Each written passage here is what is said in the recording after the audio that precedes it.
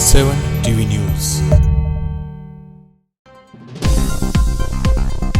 3 शाळकरी मुलींच्या अपघातानंतर पोलिसांचा ॲक्शन मोड।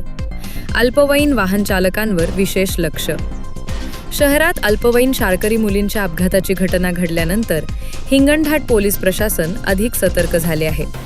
या पार्श्वभूमीवर शहरातील रस्ता सुरक्षा आणि अल्पवयीनांकडून होणाऱ्या वाहन चालकांकडे विशेष लक्ष देण्याचे निर्देश ठाणेदार अनिल राऊत यांनी दिले आहेत।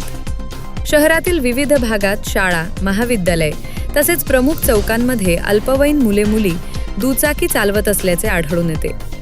अनेकदा वाहन चालविताना वाहतूक नियमांकडे दुर्लक्ष, वेगाने वाहन चालवणे, हेल्मेटचा वापर न करणे तसेच पालकांच्या परवानगीशिवाय वाहन घेऊन जाणे यामुळे अपघाताचा धोका वाढतो।